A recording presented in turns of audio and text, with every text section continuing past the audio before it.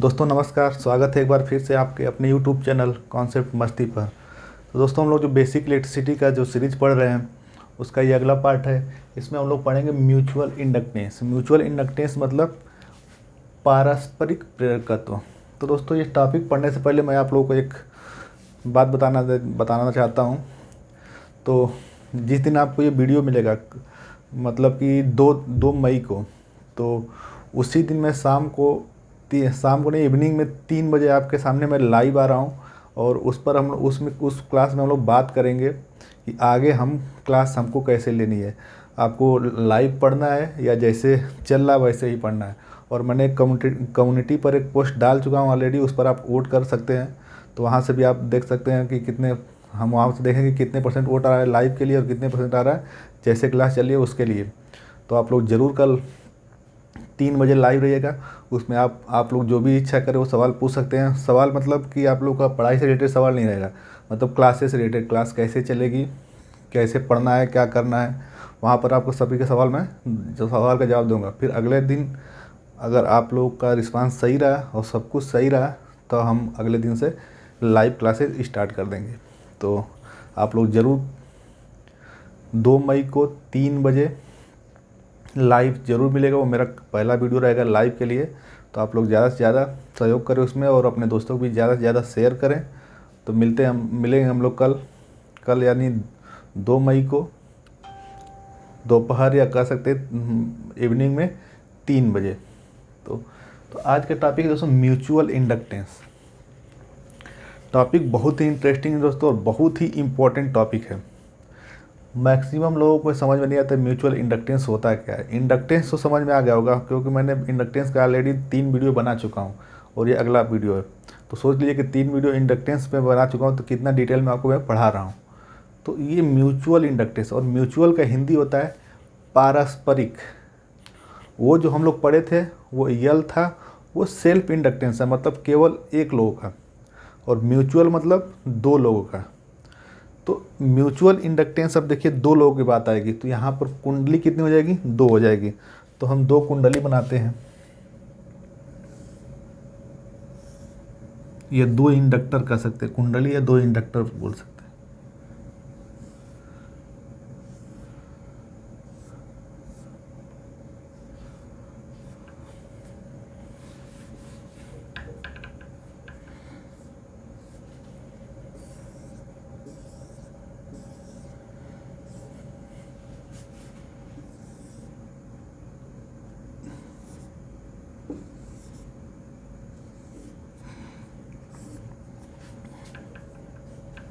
ये देखिए हमने 2 इंडक्टर लिया है।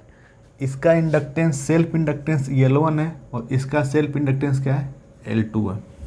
और सप्लाई हम लोग इसमें दे रहे हैं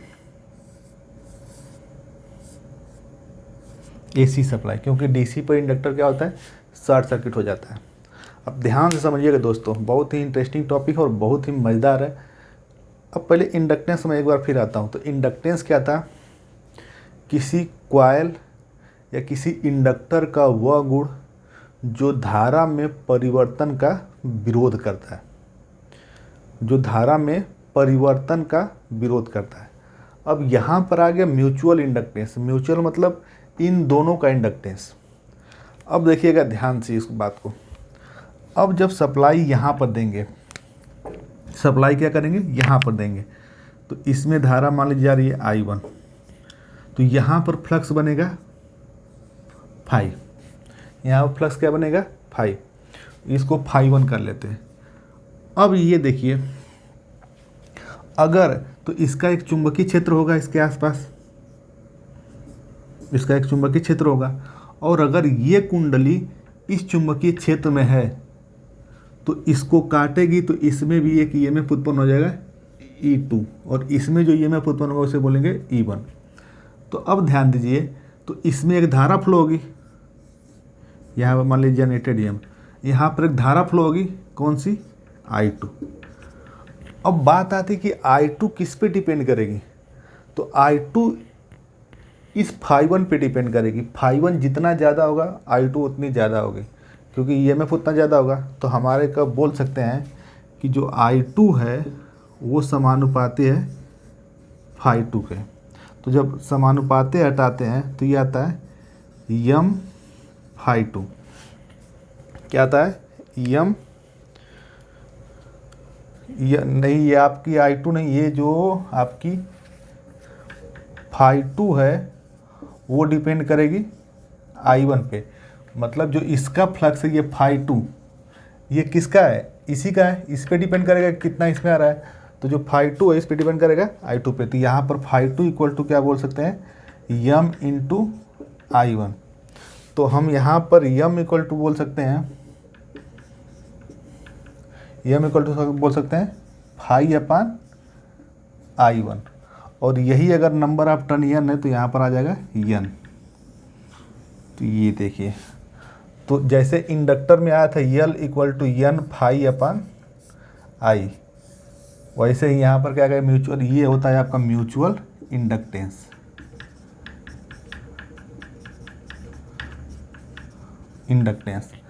तो ये हो गया आपका m equal to n phi upon I1। तो अब देखिए क्या बोलेंगे म्यूचुअल इंडक्टेंस की परिभाषा। किन्हीं दो कुंडलियों का वह गुण किसी, अब देखिए यहाँ दो कॉइल बोल रहे हैं, किन्हीं दो कॉइल का वह गुण जो, वहाँ पर धारा में परिवर्तन बोले थे, जो प्राइमरी में, या प्राइमरी में बोल सकते हैं, प्राइमरी में धारा का या पहली कुंडली में धारा के परिवर्तन का विरोध करे, उसे हम लोग बोलते हैं म्यूचुअल इंडक्टेंस। देखिए धारा इसी कारण यहाँ पर phi2 उत्पन्न हो रहा था और इसी कारण यहाँ पर म्यूचुअल इंडक्टेंस। तो ये किसका विरोध करेगा, किसके परिवर्तन का, phi1 के, हम phi1 के बोले I1 के। तो क्या बोलेंगे, किन्हीं दो कॉइल का वह गुण जो प्राइमरी में या प्राथमिक कॉइल में धारा में परिवर्तन होने का विरोध करता है, उसे हम लोग बोलते हैं म्यूचुअल इंडक्टेंस। तो ये देखिए m इक्वल टू क्या हो गया, n phi अपान I। अब यहाँ पर देखिए ये क्या होता है, E2 इक्वल टू क्या हो जाएगा आपका, d phi2 अपान dt। क्या हो जाएगा, E2 equal to d phi upon dt। अब यही phi2 की वैल्यू हम इसमें रख देते हैं, तो E2 इक्वल टू क्या हो जाएगा, d phi2 इक्वल टू क्या हो जाएगा, m इंटू I1 अपान dt। तो ये E2 इक्वल टू हो जाएगा m di1 अपान dt। ये आपका निकल के आता है म्यूचुअल इंडक्टेंस। तो यहाँ क्या बताता है कि प्राइमरी में किसी दो कॉइल या दो कुंडली का वह गुण जो प्राइमरी में धारा परिवर्तन का विरोध करता है, उसे हम लोग बोलते हैं म्यूचुअल इंडक्टेंस। तो एक फार्मूला ये बन गया और एक फार्मूला आपका ये बन गया, ये हो गया आपका म्यूचुअल इंडक्टेंस। तो उम्मीद कर रहे हैं कि आप लोगों को म्यूचुअल इंडक्टेंस समझ में आ गया होगा। अब देखिए, अब हमारा आगे क्या टॉपिक है, तो इससे क्वेश्चन छोटा सा पूछ लेता है, म्यूचुअल इंडक्टेंस इतना है, धारा में परिवर्तन इतना है, तो E2 का मान बताइए। तो आप बता सकते हैं आसानी से। फिर से एक बार सुन लीजिए, दो कॉइल या दो इंडक्टर का वह गुण जो प्राइमरी में धारा के परिवर्तन का विरोध करता है, उसे हम लोग बोलते हैं म्यूचुअल इंडक्टेंस।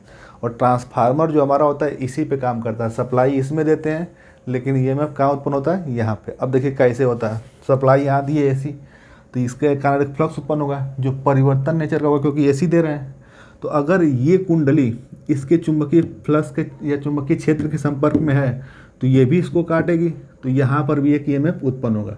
तो ये EMF उत्पन्न होगा तो ये phi2 पे डिपेंड करेगा, d phi2 अपान dt। तो d phi2 अपान dt डिपेंड करेगा, और ये phi2 किस पे डिपेंड करता है, जो phi2 है वो डिपेंड करेगा I1 पे, क्योंकि जितनी ज़्यादा धारा देंगे उतना ज़्यादा फ्लक्स बनेगा। तो phi2 किस पे डिपेंड कर रहा है, I1 पे। तो यही phi2 जब समानुपाते हटाते हैं तो आता है ये, हम इसी को बोलते हैं म्यूचुअल इंडक्टेंस। और म्यूचुअल इंडक्टेंस क्या बोलता है, धारा में परिवर्तन का विरोध करता है, किसके, प्राइमरी वाली कॉइल के। तो अब देखिए ये हो गया आपका म्यूचुअल इंडक्टेंस। तो अब आते हैं, इसको स्क्रीनशॉट ले सकते हैं। बाकी यहाँ से क्वेश्चन ज़्यादा आपका नहीं आएगा, क्वेश्चन जो आएगा अब आएगा, जो बताने जा रहे हैं हम।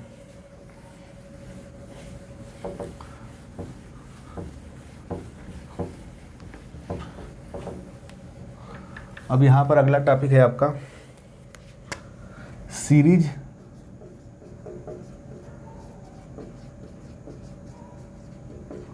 Connection of inductance with mutual inductance.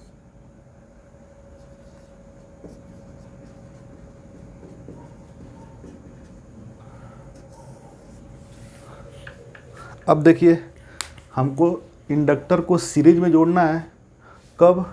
हम लोग कल पढ़ चुके हैं जो पिछले वीडियो में, सीरीज में जोड़ने का आसान थी, यहाँ पर सिर्फ सेल्फ इंडक्टेंस था, लेकिन अब क्या आ जाएगा?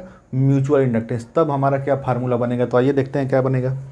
हमारा मान लीजिए यही है आपका 2 कॉइल है,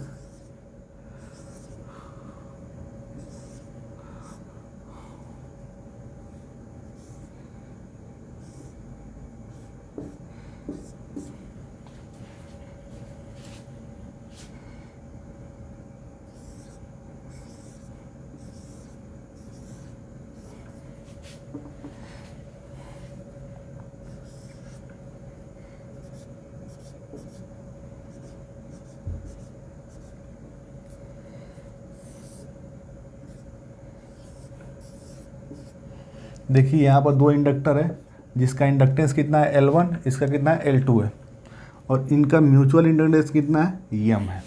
इसका म्यूचुअल इंडक्टेंस कितना है? M है। तो आपको बताना है कि समतुल्य इंडक्टेंस कितना होगा। अब देखिए यहाँ पर सबसे एकदम सिंपल सा मैं आपको बताता हूँ, बहुत ही ईजी है। अब देखिए एक घर है, एक घर है, इसमें 2 लोग हैं, L1 है, L2 है। क्या है? एक घर है, उसमें 2 लोग हैं, L1 और L2 एक साथ रह रहे हैं। अब उसमें कोई पैसा ला कर दे रहा है, कितना है? M रुपये। कितना दे रहा है? M रुपये दे रहा है, यहाँ पर ला के दे दिया M रुपये। तो इसे हम लोग बोलेंगे एडिंग नेचर का। क्या बोलेंगे? एडिंग नेचर का। तो अब पूछा जाए कि L1 के पास कितना पैसा है, तो ये भी क्या बोलेगा? L1 प्लस M, और ये भी क्या बोलेगा? L2 plus M। मतलब सिंपल सी बात है, मैं कई बार एग्जांपल दे चुका हूँ कि अगर इकट्ठा घर में लोग रहते हैं तो पैसा की बढ़ोतरी होती है, तो सभी जो पर्सन होते हैं या सभी व्यक्ति होते हैं, सभी बोलते हैं कि हाँ हमारे पास इतना बढ़ गया, वो भी बोलता है मेरे पास इतना बढ़ गया, वो भी बोलता है मेरे पास इतना बढ़ गया। भले वो बाद में अलग हो जाएंगे तो उसको अलग करना होता है, लेकिन अगर एक में है तो उसको क्या होता है? सबका बढ़ जाता है। तो अगर एडिंग नेचर के है तो इसमें भी क्या हो जाएगा? L1 प्लस M हो जाएगा, और ये भी क्या हो जाएगा? L2 प्लस M हो जाएगा। उम्मीद कर रहे हैं बात आप लोगों को समझ में आ गई। अब यही बोला जाए कि यहाँ से M निकाल जा रहा है। क्या निकाला जा रहा है? M निकाला जा रहा है, तो इसे बोलेंगे सब्सट्रैक्टिंग नेचर का, मतलब घटते हुए नेचर का। तो ये इसका इंडक्टेंस कितना हो जाएगा? L1 माइनस M इसमें भी घटेगा, और L2 माइनस M इसमें भी घटेगा। तो उम्मीद करें आप लोगों को समझ में आ गया होगा। तो बात यहाँ पर क्या आती है? एडिंग नेचर क्या होता है क्या? तो इसमें पहला कंडीशन आ जाएगा एडिंग नेचर।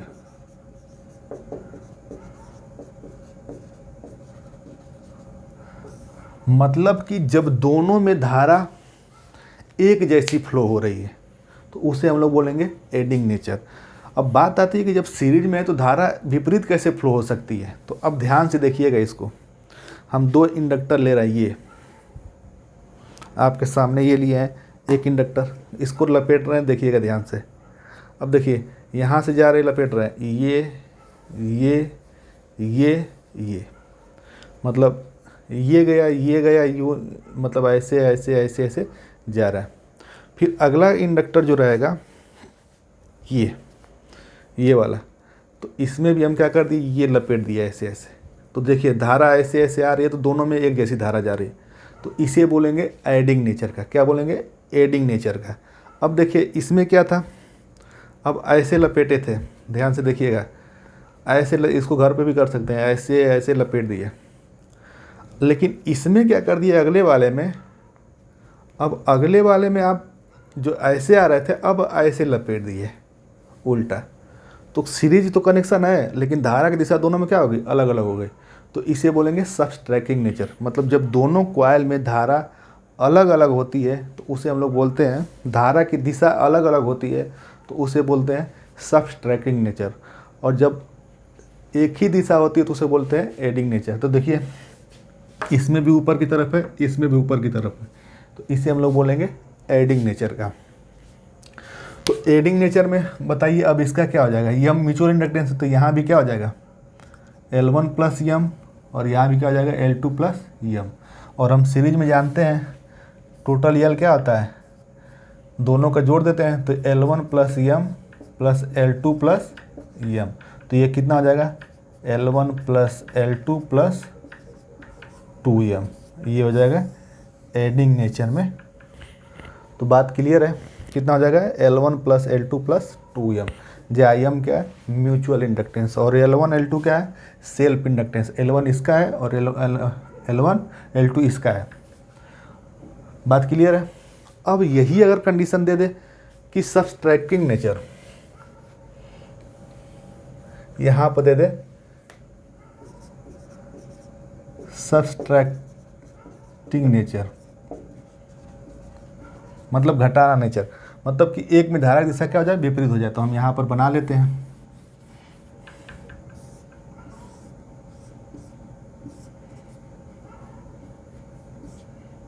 अब देखिए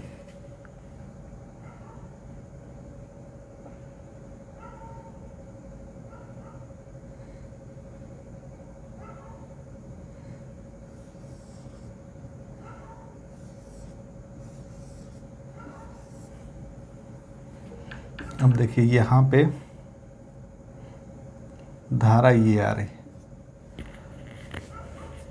अब ये अंदर से गया है बाहर, ये अब इसे आ रहा है, तो इसमें ऊपर की तरफ इसमें नीचे की तरफ, तो इसे हम लोग बोलेंगे सबट्रैक्टिंग नेचर।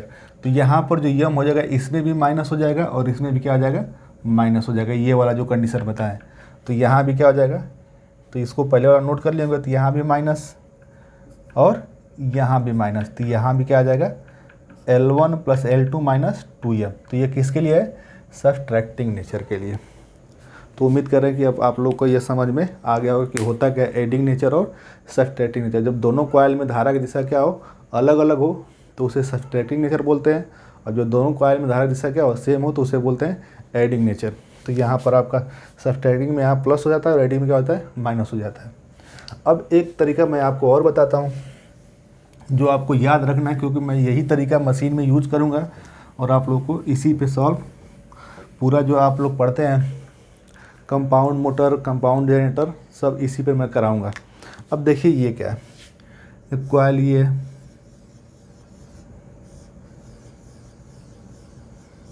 ये दो कॉइल यहाँ पे सप्लाई दे रहे हैं, ये यहाँ से धारा जा रही है I, इसका इंडक्टेंस L1 है, ये L2 है और म्यूचुअल इंडक्टेंस क्या है M है।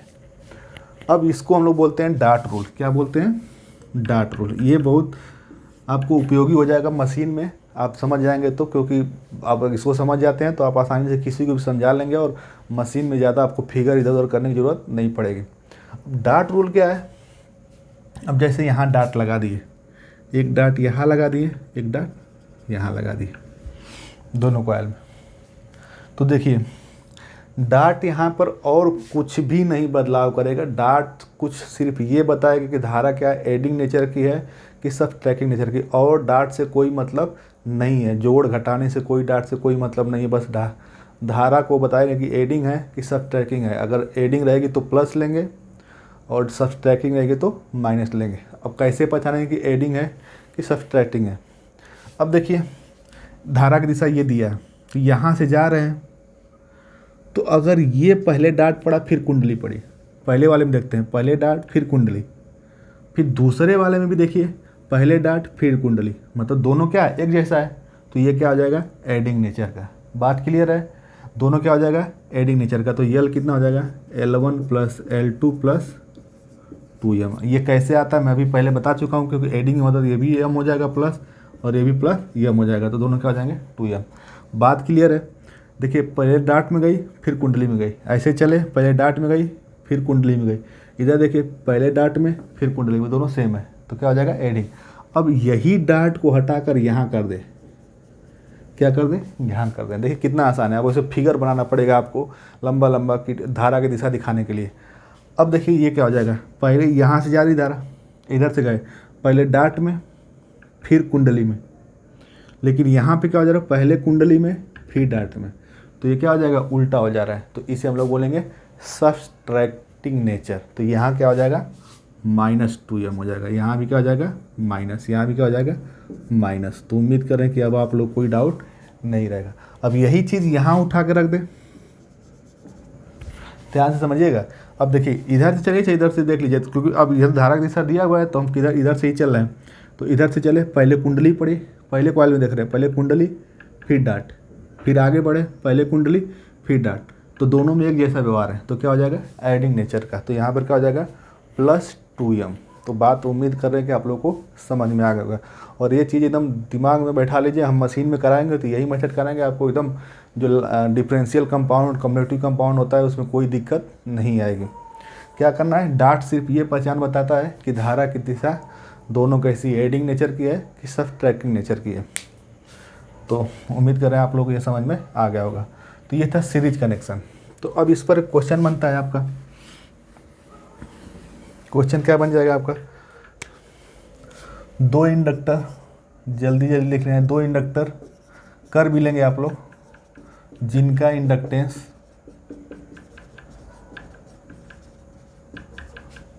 क्रमशः 10 हेनरी तथा 5 हेनरी है। यदि इनके बीच म्यूचुअल इंडक्टेंस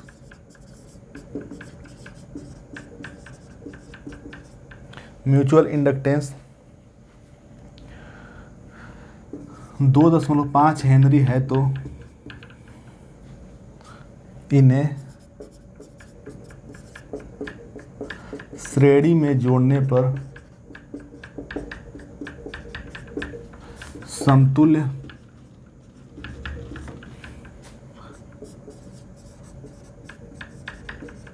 इंडक्टेंस कितना होगा।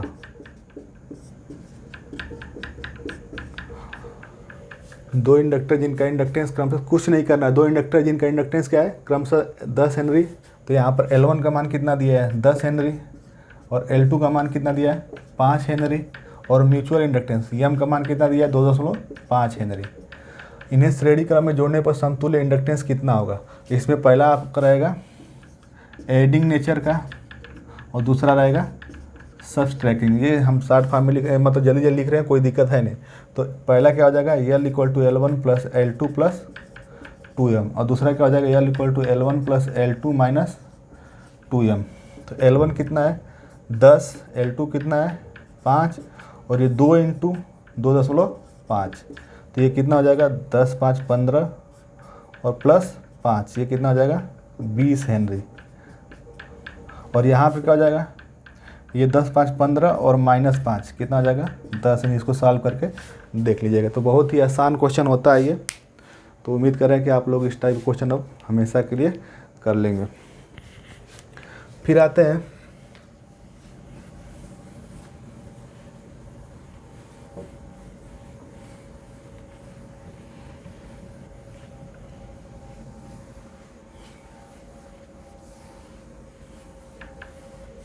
अब एक क्वेश्चन आपका ये पूछता है,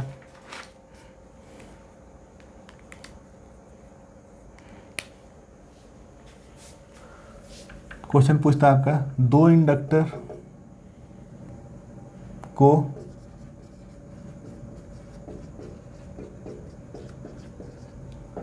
सीरीज में जोड़ने पर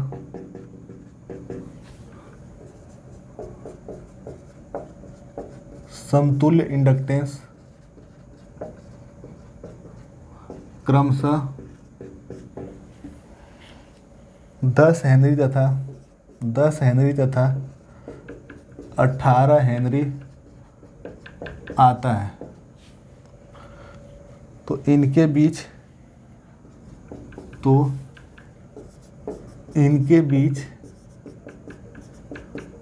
म्यूचुअल इंडक्टेंस का मान बताइए। देखिए सिंपल सा क्वेश्चन, इसलिए मैं जल्दी जल्दी लिख रहा हूँ, कोई मतलब ये ना कहिए कि नहीं समझ में आया। देखिए, दो इंडक्टर को सीरीज में जोड़ने पर समतुल्य इंडक्टेंस क्रमशः 10 हेनरी तथा 18 हेनरी आता है, तो इनके बीच म्यूचुअल इंडक्टेंस कितना होगा। तो देखिए, सीरीज में जोड़ने पर, तो ये इसको LS सीरीज में जोड़ने पर दो इंडक्टेंस आते हैं। एक होता है L1 plus L2 plus 2M, और एक होता है L equal to L1 plus L2 minus 2M। तो यहाँ पर इन समतुल्य इंडक्टेंस दिया हुआ है, मतलब L का मान दिया हुआ है 10 नहीं तथा 18 नहीं। तो आपका कॉमन सेंस है, यहाँ प्लस रहेगा तो यहाँ पे क्या आ जाएगा 18, और ये क्या आ जाएगा 10। मतलब ये दिया हुआ है समतुल्य इंडक्टेंस 18 और 10, और ये पूछा हुआ है। तो आप क्या करना है, आपको सीधे माइनस कर देना है। समीकरण 1 और 2 को ये कैंसिल, ये कैंसिल, तो माइनस माइनस ये आपका हो जाएगा, ये प्लस हो जाएगा, तो ये हो जाएगा 4M, और ये हो जाएगा 8। तो M इक्वल टू कितना हो जाएगा 2 हेनरी। बहुत ही आसान टाइप के क्वेश्चन होते हैं, इसमें आप समझ जाएंगे तो आपको बताने की ज़रूरत नहीं पड़ेगी, आप आसानी से इसको कर जाएंगे।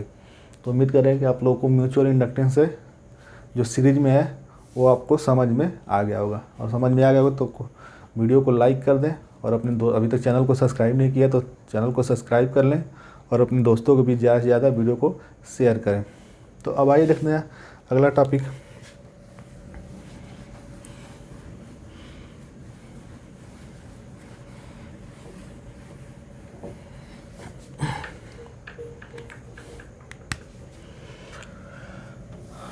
अब आता है अगला आपका पैरेलल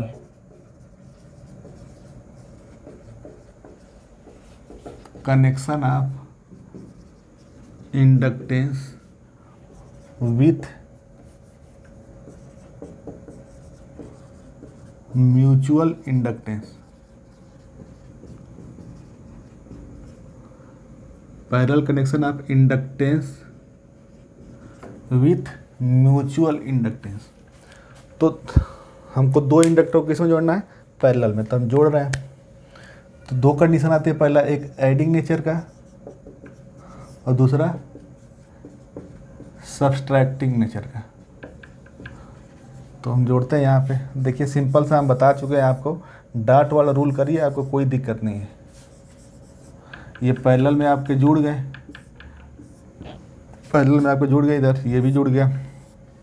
इसका इंडक्टेंस L1 है, इसका L2 है, इसका L1, इसका L2, ये जुड़ गया आपका पैरेलल में। अब बात आती है कि एक को एडिंग करना है, तो हम यहाँ धारा ऐसे आ रही है, ऐसे आ रही है, ऐसे आ रही है, तो इसमें एक यहाँ डॉट लगा दें और एक डॉट यहाँ लगा दें। तो देखिए, पहले डॉट में फिर कुंडली में, इसमें भी पहले डॉट में फिर कुंडली में। उम्मीद कर रहे हैं कि आप लोगों को समझ में आ रहा होगा। अब यहाँ सब्सट्रैक्टिंग करना है, तो डॉट यहाँ लगा दे एक, और एक लगा दे यहाँ पे। तो पहले यहाँ डॉट फिर कुंडली, इसमें पहले कुंडली फिर डॉट, तो ये क्या हो जाएगा सब्सट्रैक्टिंग। तो अब इसका इक्विवेलेंट कितना आता है, तो पहले पैरेलल वाला लिख दीजिए, L1 L2 upon L1 plus L2। क्या करना है, L1 L2 upon L1 plus L2। यहाँ भी क्या लिखना है, L1 L2 upon L1 plus L2। देखिए, हम शॉर्ट फॉर्म में आपको बता रहे हैं, लिखने का तरीका सब कुछ ये देखिए, मैं कहीं से भी पढ़ के नहीं बता रहा हूँ आपको, एकदम कॉमन सेंस में लगाता हूँ और वही चीज़ मैं आपको बता देता हूँ। मैंने क्या लिखा पैरेलल में, ये मतलब अगर म्यूचुअल इंडक्टेंस नहीं रहेगा तो हमको तो ये आना चाहिए ना। तो आप वहाँ पर भी देख लीजिए, हम क्या आया था वहाँ पे, L इक्वल टू क्या था, L1 plus L2 plus 2M था। तो अगर ये नहीं होता, ये जीरो होता तो कितना आता, L1 प्लस L2 आता कि नहीं आता। तो आप यहाँ भी क्या कर लीजिए, पहले ये लिख लीजिए, L1 L2 upon L1 plus L2, L1 L2 upon L1 plus L2। ये कब हो जाएगा, जब म्यूचुअल इंडक्टेंस नहीं रहता है। अब आपको करना क्या है, ऊपर तो एकदम सेम होता है, माइनस M स्क्वायर कर लीजिए यहाँ पर भी, और यहाँ पर भी क्या कर लीजिए, माइनस M स्क्वायर। बस आपका काम हो गया। अब नीचे आपको काम करना है। अब बताइए, एडिंग होगा तो ये वैल्यू ज़्यादा होनी चाहिए, ध्यान दीजिए, कॉमन सेंस लगाना है। एडिंग होने का मतलब समतुल्य इंडक्टेंस कितना होना चाहिए, ज़्यादा होना चाहिए। तो ये ज़्यादा कब होगा, जब यहाँ नीचे कम होगा, तो नीचे -2M कर दीजिए, और ये सब्सट्रैक्टिंग है तो यहाँ पर क्या हो जाएगा +2m, क्योंकि ये नीचे ज़्यादा होगा तो ऊपर कम होगा, तभी तो सच ट्रैकिंग का मतलब होगा म्यूचुअल संतुलन इंडक्टेंस क्या होना चाहिए, कम होना चाहिए। तो यहाँ नीचे ज़्यादा कर दिए और ये तभी ये क्या हो जाएगा, कम हो जाएगा, और यहाँ नीचे क्या कर दिए, कम हो जाए, तो ये आपका हो जाएगा म्यूचुअल इंडक्टेंस के साथ इंडक्टर का कनेक्शन। तो ये आपका आ गया L1 L2 upon L1 plus L2 minus M square, इसमें भी माइनस एम स्क्वायर, इसमें भी नीचे क्या करना है L1 plus L2 minus 2m क्यों कर रहे हैं, क्योंकि इसकी वैल्यू ज़्यादा चाहिए तो इसलिए यहाँ माइनस कर रहे हैं, और क्योंकि एडिंग है यहाँ सब्सट्रैक्टिंग में क्या कर रहे हैं +2m कर रहे हैं क्योंकि इसकी वैल्यू कम चाहिए। बाकी आप भी अपना कॉमन सेंस लगा सकते हैं। तो उम्मीद कर रहे हैं कि आप लोग को समझ में आ गया होगा। तो आइए देखते हैं अगला।